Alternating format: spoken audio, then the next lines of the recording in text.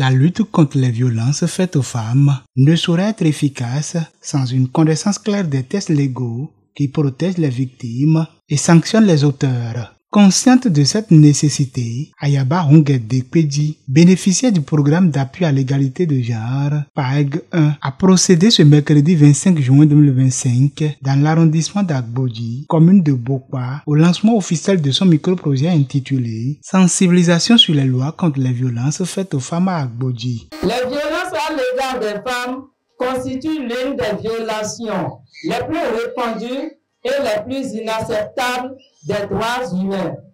Elle touche à toutes les couches de la société et ne fait pas de distinction entre culture, âge et niveaux sociaux.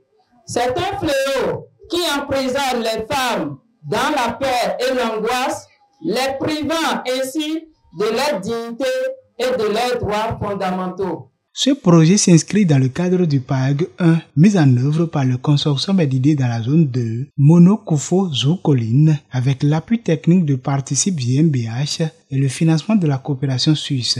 Il a pour objectif de renforcer les capacités juridiques des populations locales en rendant accessibles les dispositifs législatifs relatifs à la protection des droits des femmes et en favorisant une meilleure appropriation communautaire de ces lois. La cérémonie de lancement s'est déroulée en présence de plus d'une soixantaine de participants, dont le représentant de l'honorable Maouyon Kakpo, le maire de la commune de Bokpa, les facilitateurs PAEG en charge de la zone, ainsi que plusieurs leaders communautaires et religieux. Cette forte mobilisation témoigne de l'intérêt grandissant des citoyens d'Agbodji pour la justice sociale, l'égalité de genre et la prévention des violences. Les autorités présentes ont salué la pertinence et la portée civique de cette initiative qui apporte une réponse concrète au déficit d'information juridique dans les zones rurales.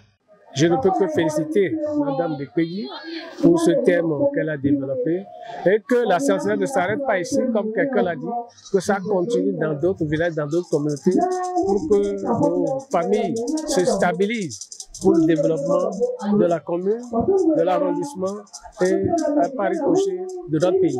J'ai vu que cette sensibilisation est bien et j'aime ça. Cette sensibilisation peut faire que les hommes ne peuvent plus taper les femmes. Ce micro-projet s'inscrit pleinement dans la dynamique portée par le PAEG 1 en faisant de la connaissance des droits un outil d'émancipation et de protection au service des femmes et de l'équilibre social. Je passe par cette occasion pour remercier le consortium EDID, Participe GmbH, PAEG 1, cofinancé par la coopération suisse.